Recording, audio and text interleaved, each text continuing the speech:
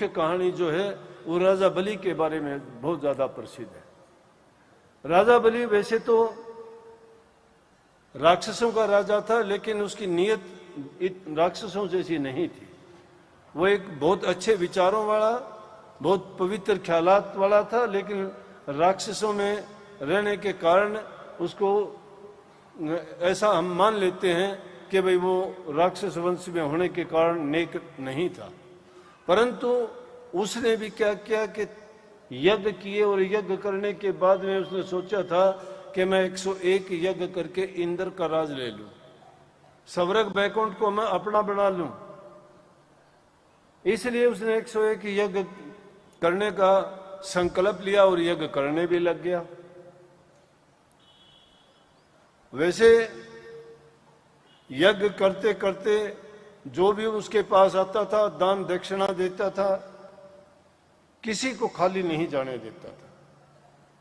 परंतु देवताओं को ये शक हो गया कि अगर इसने ऐसा कर दिया और इसने ये वरदान प्राप्त कर लिया, यज्ञ इसने पूरे कर लिए, तो इसको इंद्र का राज या स्वर्ग का राज मिल गया, तो हम देवताओं को तो यहां नहीं रहने देगा, सबको बाहर कर देगा। क्योंकि दानव और मानव की लड़ाई हमेशा से चलती आई है।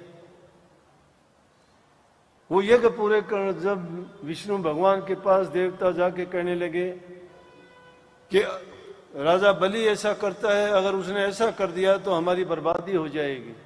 विष्णु भगवान ने 52 रूप एक छोटे ब्राह्मण के रूप में भेष धर के आए और आके यज्ञशाला के पास में खड़े होकर राजा बलि ने जब देखा कि यज्ञशाला में जा रहा था, उन्होंने पूछा कि हाँ कई ये कैसे आए? कि बोला कि मैंने सुना था आप दान दक्षिणा देते हैं। बोले आपको क्या चाहिए? कि क्या चाहिए? राजा बलि ने सोचा कि ये ऐसे ही कोई चीज मांग लेगा, क्या है साधु के भेष में, कोई छोटी मोटी चीज मांग लेगा तो जो इसको चीज दे देंगे। लेकिन यहां सवाल हम लोगों के लिए आता है जिस पर हमें गौर करनी चाहिए। उनका गुरु था शुक्राचार्य। शुक्राचार्य ने राजा बलि से कहा कि राजा बलि, ये छलने के लिए आया है, ये इस रूप में ब्राह्मण नहीं है, यह आपको छलने के लिए आया है। गुरु कहता है, अगर गुरु का वचन राजा बलि मानता तो पताड़ में नहीं जाना पड़ता। लेकिन कहने लगे अपने गुरु से कि बोले कि मैं जो मेरे दर पे आके मेरे से कुछ मांगता है उसको मैं खाली नहीं जाने दूंगा। गुरु जी चाहे आपका वचन भी है, लेकिन इस वचन को मैं नहीं मानूंगा। राजा बलि ने अपने गुरु के वचन को नहीं माना। जो गुरु के वचन की अनदेखी करता है उसकी यही हालत होती है।